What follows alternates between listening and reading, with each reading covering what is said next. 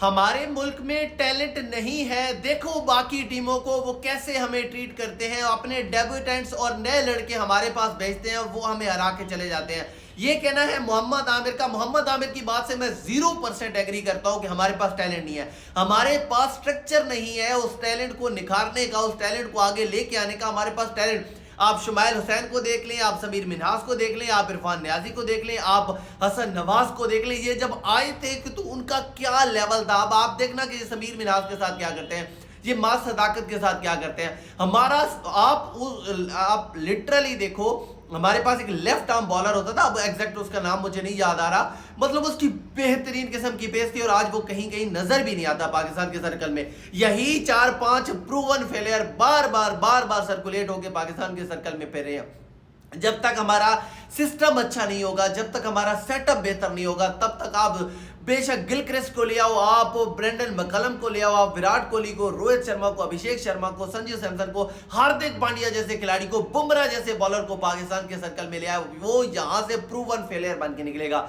सबसे बड़ा मसला हमारे सिस्टम का है। हम अपने सिस्टम में किसी खिलाड़ी को इतनी बढ़ोतरी होने ही नहीं देते। आप खुद सोचो कि 2021 वाला टाइम निकाल लो, 21 से आप 24 तक निकाल लो, हमारा मिडल ऑर्डर नहीं बना, क्योंकि हमारे ओपनर भाईजान पहले 10-15 ओवर खेल जाते थे, फिर मिडल ओवर कैसे बनता।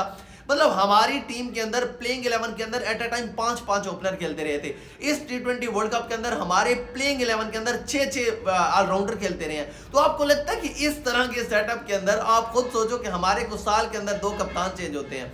इंडिया का पिछले 3 सालों से एक कप्तान रहता है, और कप्तान चेंज होता है तो वो त्यौहार होता है, क्योंकि 3-4 सालों बाद एक कप्तान देखने को मिलता है। और हमारे यहाँ हर दूसरे तीसरे महीने कप्तान चेंज होना मजाक की बात है। पूरा पाकिस्तान कोई सीरीज हारता नहीं, पूरा पाकिस्तान कोई टूर्नामेंट हारता नहीं कि कप्तान चेंज की पहले बात हो रही होती है। कोई ये नहीं कहता कि सिस्टम को चेंज करो। उन सिलेक्टर्स को किसने चेंज करना है, मतलब जो टीम सिलेक्ट करके लेके जा रहे हैं उनको किसने चेंज करना है। हम इस कप्तान को मतलब अथॉरिटी नहीं देते। टीम सिलेक्शन प्लेइंग 11 सिलेक्ट कर रही होती है, या फिर कोच प्लेइंग 11 सिलेक्ट कर रहे होते हैं, तो कप्तान की से कहां पे रहेगी मेरी जान। कप्तान ने क्या करना है, फिर कप्तान को आप फिर बिठा दो, कप्तान को कह दो कि भाईजान आपने आके सिर्फ ये कहना है कि शाहीन अवर पे आ जा, या फिर हारिस रऊफ ओवर पे आ जा, या बाबर बैटिंग पे चला जा। कप्तान की कोई से ही कोई नहीं है, कप्तान की कोई वैल्यू ही कोई नहीं है। जब आपकी टीम के अंदर कप्तान की कोई वैल्यू ही नहीं होती, तो फिर कप्तान कैसे कोई आपको करके दे।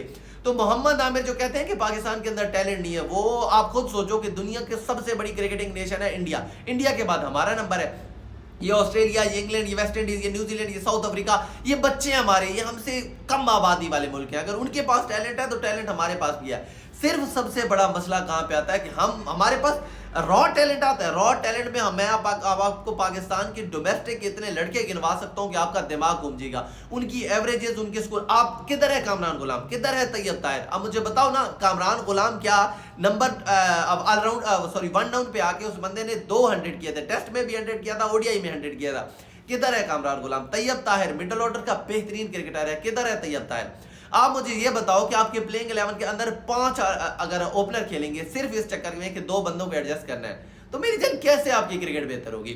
सबसे पहले पाकिस्तान को स्ट्रॉन्ग स्टेप लेने की जरूरत है। सबसे पहले पाकिस्तान को अपनी ये बात जांचने की जरूरत है, अगर रोहित विराट रिटायर हो सकते हैं ना टेस्ट क्रिकेट से, अगर रोहित विराट रिटायर हो सकते हैं ना T20 क्रिकेट से, तो इसका मतलब ये कि कोई भी बंदा जो अपना टाइम गुजार चुका है उसको रिटायर होने की जरूरत है। बाबर आजम अब T20 का डोमेस्टिक कप खेलने वाला है, इसके मतलब बाबर आजम दोबारा रिटर्न का सोच रहे हैं। आप खुद सोचो कि मास सदाकत भी ओपनर बैठा है, समीर मिन्हास भी ओपनर बैठा हुआ है, हमारे पास मोहम्मद हारिस भी ओपनर बैठा हुआ है, हसन नवाज भी एज एन ओपनर आया हुआ था, उसके बाद हमारे पास साहबजादा फरहान भी ओपनर है, साइम अयूब भी ओपनर है। अब इतने सारे ओपनर मैंने आपको गिनवा दिए हैं, लेकिन बाबर आजम फिर से वापस आने का सोच रहा है।